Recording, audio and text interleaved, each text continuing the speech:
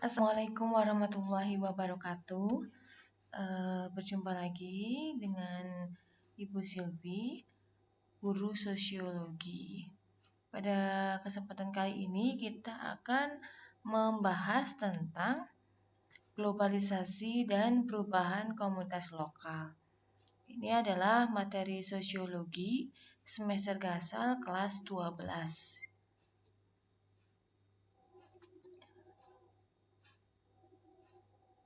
Pengertian globalisasi menurut ahli sosiologi Roland Robertson seperti dikutip dalam modul sosiologi terbitan dari Kemendikbud 2020 bab keempat mendefinisikan globalisasi sebagai proses yang menghasilkan dunia tunggal.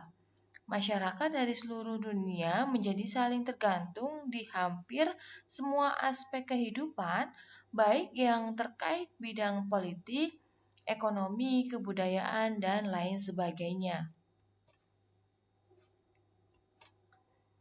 Definisi itu selaras dengan pengertian globalisasi menurut bahasa. Istilah globalisasi merujuk pada kata globales yang artinya mendunia. Kata terakhir berakar dari globe, yang artinya tiruan bumi bulat. Berikutnya, mengutip penjelasan Hadion Wijoyo dan kawan-kawan dalam manajemen pemasaran di era globalisasi tahun 2020, halaman 5, kata globalize sama dengan menyeluruh atau mendunia. Itu lantas mendapat imbuhan ization atau proses. Terakhir, bisa kita simpulkan bahwa secara bahasa, globalisasi bisa dimaknai sebagai proses mendunianya segala sesuatu.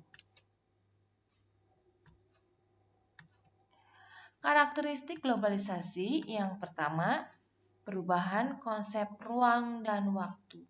Kita pada kali ini sangat menyadari bahwa ketika hendak bepergian, kita hanya membutuhkan waktu yang cukup sebentar untuk mencapai tujuan. Ya, sehingga itu bisa membuat kegiatan atau aktivitas kita menjadi lebih efisien dan efektif.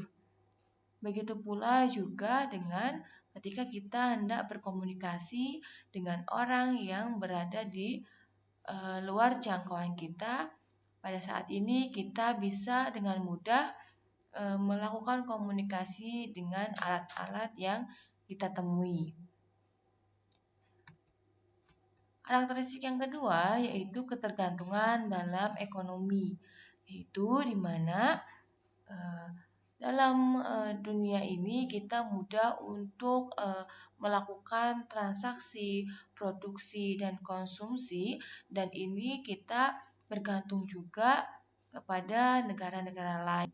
Ya, pelaksanaan ekonomi kita tidak bisa hanya mengandalkan negara sendiri, tetapi kita juga perlu bekerja sama dengan negara-negara di dunia ini untuk menjalankan transaksi dan juga produksi dan juga pemenuhan kebutuhan ekonomi yang lainnya. Peningkatan interaksi kultur atau budaya. Tentunya dengan adanya proses mendunia, kemudian kita bisa mengetahui kebudayaan-kebudayaan di luar daripada Indonesia. Kita sekarang tahu bahwa di Indonesia ini banyak remaja-remaja, banyak budaya-budaya yang kini sudah beradaptasi kepada budaya yang berasal dari luar. Contohnya ada budaya K-pop, ya, ada budaya Barat, ya, Western, ada juga budaya Jepang, anime, dan lain sebagainya. Adanya interaksi tersebut bisa menyebabkan adanya akulturasi dan juga bisa menyebabkan adanya asimilasi. Meningkatnya masalah bersama. Kita tahu bahwa kemarin kita telah mengalami sebuah permasalahan besar yang mendunia, yaitu Salah satunya adalah wabah pandemi COVID-19, di mana adanya permasalahan yang dialami bersama ini bisa menjadi sebuah karakter terjadinya proses mendunia yang bisa dihadapi bersama-sama oleh negara-negara di dunia. Faktor pendorong globalisasi yang pertama yaitu kemajuan ilmu pengetahuan dan teknologi.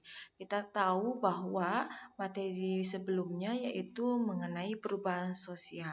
Nah, adanya perubahan sosial kemudian mengerucut menjadi era modern atau modernisasi, proses menjadi canggih, dan yang kemudian adanya modernisasi tersebut menjadi proses mendunia, yang mana hal tersebut diawali dengan adanya kemajuan ilmu pengetahuan dan teknologi.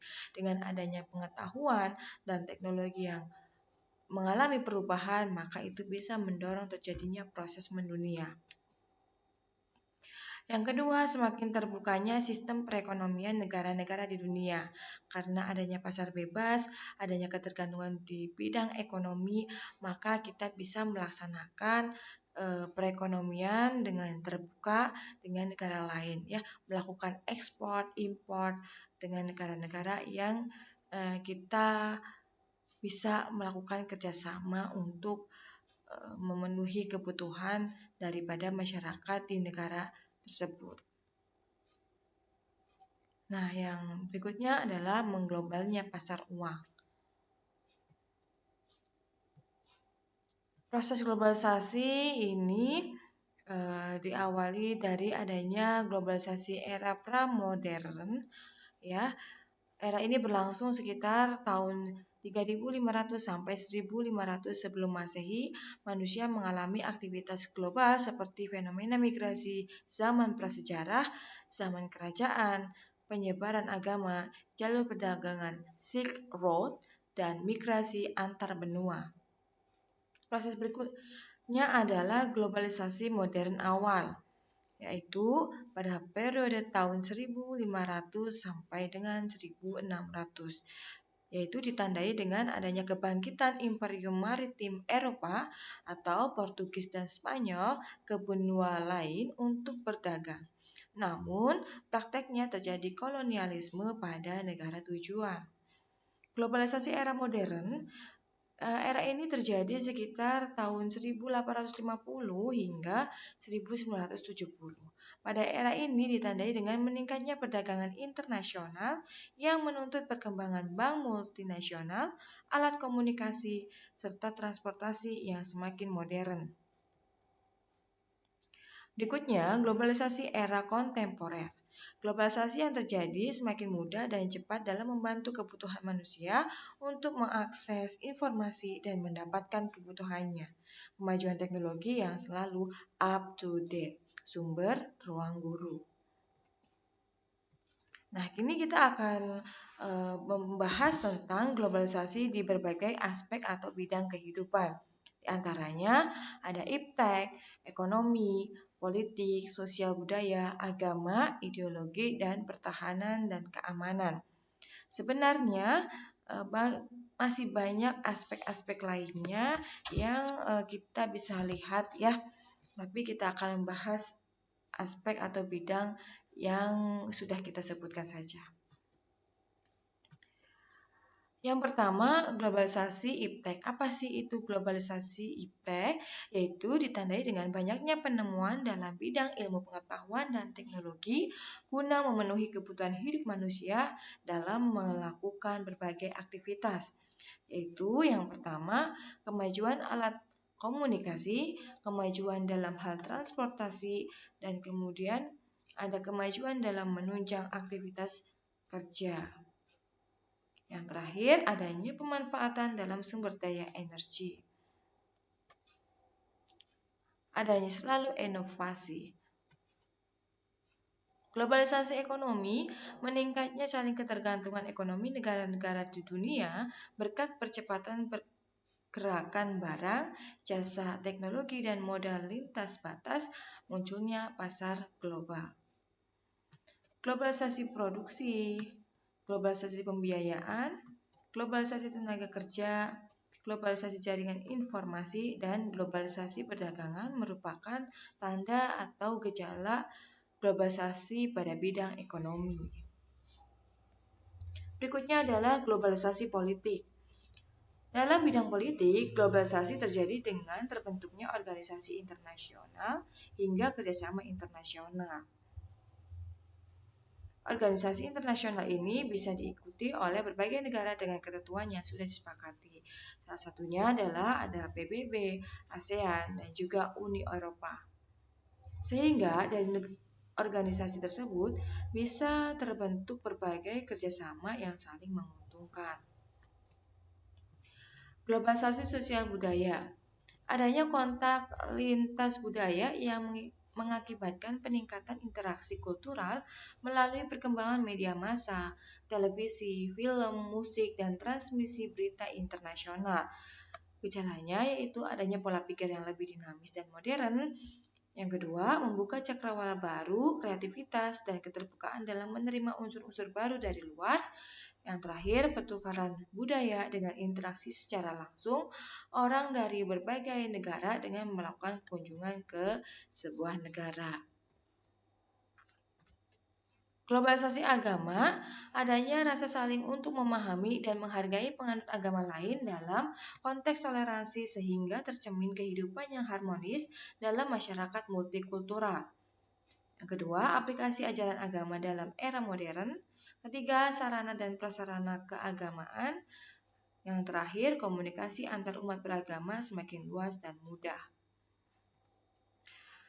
Globalisasi ideologi yaitu proses mendunianya ilmu-ilmu dasar kepada setiap daerah atau wilayah guna menyatukan satu ilmu dasar yang mendunia.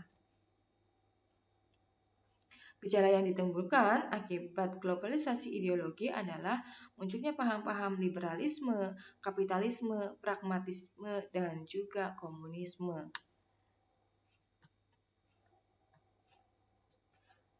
Globalisasi ideologi yaitu upaya setiap negara mempertahankan kedaulatan negara melalui pembuatan sistem persenjataan maupun pemberdayaan rakyat dan tentaranya. Yang kedua, menguatnya supremasi hukum, demokratisasi, dan tuntutan terhadap dilaksanakannya hak asasi manusia.